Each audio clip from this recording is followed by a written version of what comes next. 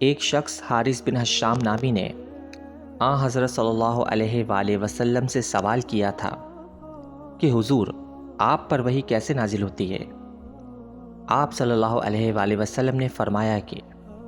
وحی نازل ہوتے وقت کبھی مجھ کو گھنٹی کسی آواز محسوس ہوتی ہے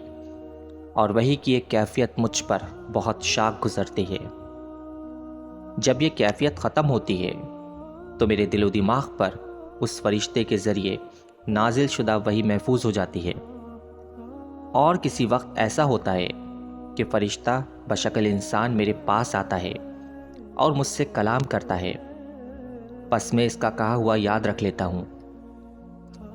حضرت عائشہ رضی اللہ تعالی عنہ کا بیان ہے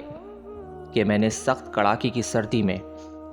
حضرت صلی اللہ علیہ وآلہ وسلم کو دیکھا ہے کہ آپ صلی اللہ علیہ وآلہ وسلم پر